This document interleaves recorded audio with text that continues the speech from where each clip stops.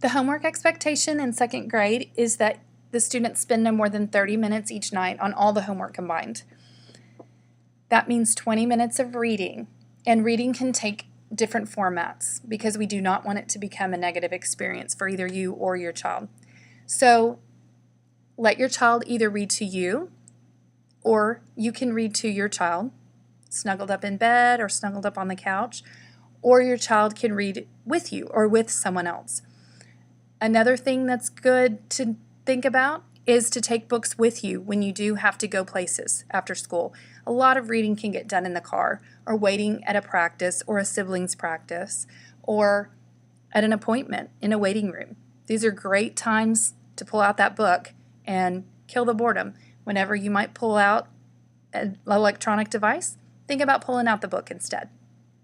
Then we'd like them to spend 5 to 10 minutes on the math problem we give them each night.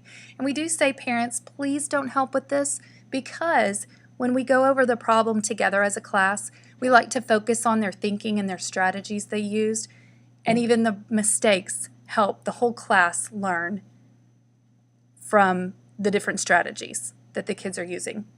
Then we ask that you spend about 5 to 10 minutes on spelling practice. And there'll be some fun ways that we'll talk about practicing words with your kids later in the presentation.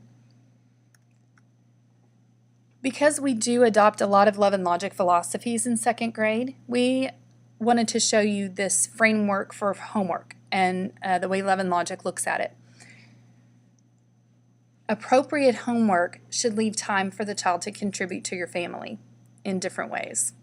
It should leave time for the child to be able to play and enjoy being a child.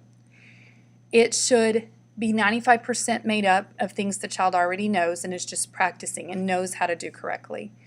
And when there is parent help involved, that interaction needs to remain positive.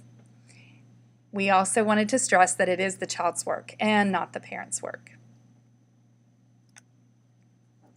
The behavior expectations for second grade are laid out through our classroom promise, our economy tracking sheet, and we also have some think sheets that you might see from time to time.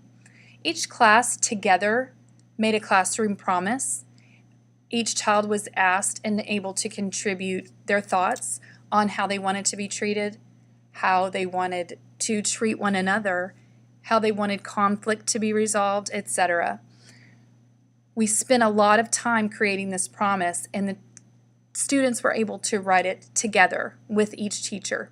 So each one was put into a poster that's displayed in the classroom, and each child has a copy of this classroom promise that they have signed as if it's like a contract of promises that we keep to one another in order to have a successful classroom. So we refer back to that quite a bit when problems do arise in the classroom. We also have the economy tracking sheet that you've been seeing coming home, and thank you for your patience with that. The students are still really learning how to fill that out correctly. We're working with them on that, but that's an opportunity for us to let you know positive and negative things that may happen in the classroom. That economy tracking sheet helps keep the students accountable for whether or not they're keeping their classroom promise, as well as other things too, like keeping up with their supplies and doing what they're supposed to be doing when they're supposed to be doing that. And on occasion, this economy tracking sheet might have a problem that kids are getting stuck with. We say it's okay to have a problem, it's not okay to stay stuck with it. But when a student is stuck with a problem that keeps occurring over and over, we will have them fill out a think sheet. And the think sheet is just a little step above us writing in the economy tracking sheet. A think sheet's going to give the student an opportunity to reflect on what classroom promise they broke, how they broke that, and then what they would do the next time that this problem should arise.